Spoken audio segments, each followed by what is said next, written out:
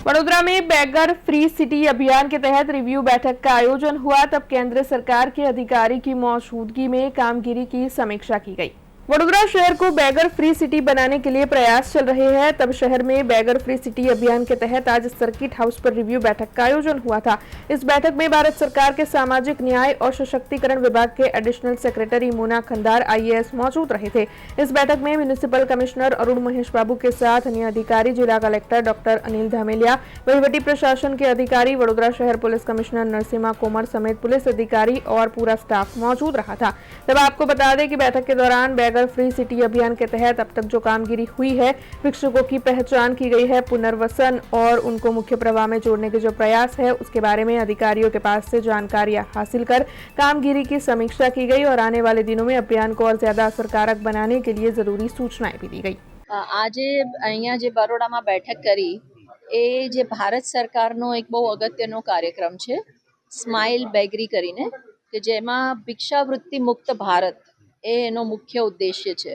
તો એમાં જે ગુજરાતના જે શહેરોનું ચયન થયું છે એમાં બરોડા ફેઝ 1માં એની પસંદગી થયેલી અને બરોડામાં સારું કામ થયું છે અને બાકી પણ જે 4 બીજા શહેર છે જેમાં પાવાગઢ આવે છે, કેવડિયા કોલોની આવે છે અને સોમનાથ, ત્યાં પણ સારું કામ થયું છે। તો આજે આ ખાસ 4 શહેરોનો રિવ્યૂ રાખેલો કે એમને ફેઝ 1માં પસંદગી થઈ હતી અને જો કોઈ કામગીરી બાકી હોય તો એ કામગીરી બને એટલું ઝડપથી આપણે પૂર્ણ કરી શકીએ એના માટેની આ બેઠક હતી।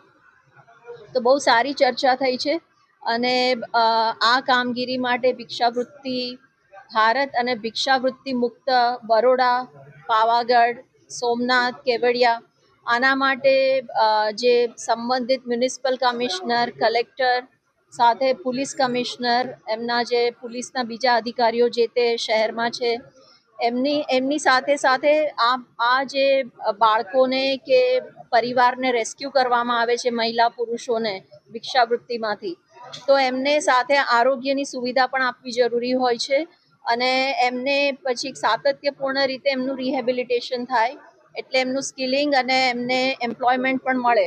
આવા બધા જ પ્રયત્નો મળીને કરવા માટે આજે બહુ વિગતથી ચર્ચા થઈ અને ઘણા પ્રયત્નો બધાએ શરૂ પણ કરી દીધા છે। તો સારી રીતે એ પ્રયત્નો સફળ કેવી રીતે થાય એના માટે અમે માર્ગદર્શન આપ્યું અને એના માટે કેન્દ્ર સરકાર દ્વારા ફંડ પણ આપવામાં આવે છે। તો આ બધી બહુ જ વિગતમાં આની ચર્ચા થઈ છે।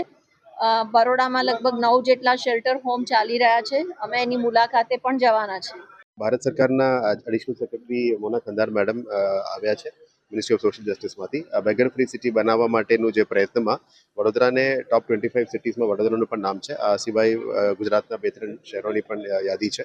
એટલે આજે બેગર ફ્રી સિટી બનાવવા માટે જે પણ પગલાઓ લેવું જોઈએ એ બાબતમાં કોર્પોરેશન, પોલીસ કમિશનર અને કલેક્ટર જોડે સંયુક્ત મિટિંગ કરી છે। હવે ભિક્ષુગૃહ અને આપણે અર્બન શેલ્ટર હોમની વિઝિટ માટે મેડમ જવાના છે। પછી આનો આગળના કાર્યવાહી માટે આપણે શું કરવું જોઈએ એની માર્ગદર્શન અમને આપ્યું છે। એટલે અમે સાથે મળીને વડોદરા શહેરને ભિક્ષુ ફ્રી સિટી બનાવવા માટેનું અત્યારે તૈયારીઓ બી ચાલુ કરી રહ્યા છે। हमसे जुड़े रहने के लिए हमारे YouTube चैनल को सब्सक्राइब करें और नई वीडियो की नोटिफिकेशन के लिए बेल आइकॉन को दबाएं।